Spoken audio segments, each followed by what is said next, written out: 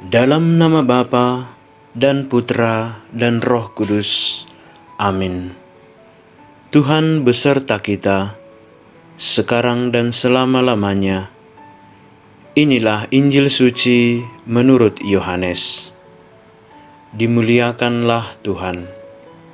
Yohanes bab 16 ayat 23b sampai 28.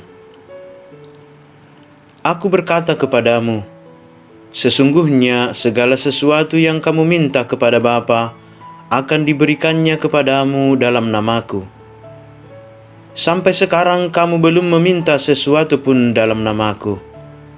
Mintalah, maka kamu akan menerima, supaya penuhlah sukacitamu. Semuanya ini kukatakan kepadamu dengan kiasan. Akan tiba saatnya, aku tidak lagi berkata-kata kepadamu dengan kiasan, tetapi terus terang memberitakan Bapa kepadamu. Pada hari itu, kamu akan berdoa dalam namaku. Dan tidak aku katakan kepadamu bahwa aku meminta bagimu kepada Bapa, sebab Bapa sendiri mengasihi kamu, karena kamu telah mengasihi aku dan percaya bahwa aku datang dari Allah. Aku datang dari Bapa, dan aku datang ke dalam dunia. Aku meninggalkan dunia pula dan pergi kepada Bapa. Demikianlah sabda Tuhan. Terpujilah Kristus. Bagaimana doa yang dikabulkan Tuhan? Saudara-saudari yang terkasih, berdoa merupakan nafas hidup iman kita. Doa merupakan sarana komunikasi yang paling efektif bagi orang beriman untuk berbicara dan membina relasi personal dengan Tuhan dari hati ke hati. Rasanya tidak mungkin kita bertumbuh dalam iman jika kita melalaikan hidup doa. Secara ekstrim dapat dikatakan, tidak berdoa artinya tidak beriman.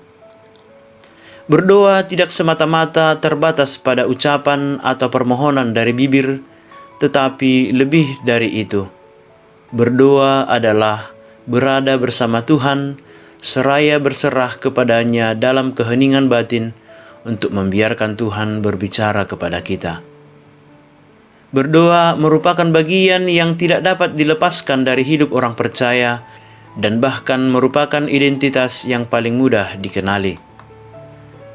Saudara-saudari yang terkasih, salah satu dimensi doa ialah permohonan. Setelah mengucap syukur kepada Tuhan, kita memohonkan rahmat yang kita butuhkan dalam hidup kita. Dan itulah yang disampaikan oleh Yesus kepada para murid-Nya dalam Injil hari ini. Segala sesuatu yang kamu minta kepada Bapa akan diberikannya kepadamu dalam namaku. Yesus ingin para murid-Nya selalu rajin berdoa sebagaimana Dia sendiri selalu berdoa kepada Bapanya. Dan dasar dari doa yang benar adalah percaya. Yesus meyakinkan mereka supaya mereka meminta kepada Bapa dalam namanya. Dan permintaan itu akan dikabulkan oleh Bapa, sebab sesungguhnya Yesus pun sudah meminta bagi mereka kepada Bapa. Bapa mengasihi mereka karena mereka telah mengasihi Yesus yang datang dari Bapa. Saudara-saudari yang terkasih, sebagai orang Kristen, kita mengaku bahwa kita percaya dan mengasihi Yesus. Tetapi seringkali pengakuan iman itu tidak tampak dalam perilaku hidup kita sehari-hari. Hal yang paling kasat mata ialah tidak sedikit orang Kristen, mungkin kita juga termasuk di dalamnya, yang kurang rajin berdoa atau mengikuti doa-doa devosi dalam gereja kita. Dengan berbagai macam alasan kita akan membela diri. Saya sedang sibuk, atau ada banyak pekerjaan yang harus saya selesaikan. Alasan ini dan alasan itu. Kita sudah menerima yang terbaik dari Tuhan. Mengapa kita tidak memberikan yang terbaik baginya? Janganlah menyisihkan waktu untuk Tuhan dari kesibukan kita, tetapi berilah waktu yang terbaik baginya.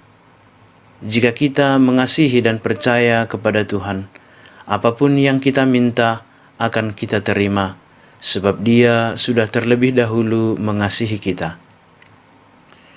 Ya Bapa yang Maha Baik, anugerahkanlah kebijaksanaan kepada kami, dan tambahkanlah iman dan kasih kami kepadamu di dalam nama Yesus, Tuhan dan Juru Selamat kami. Amin.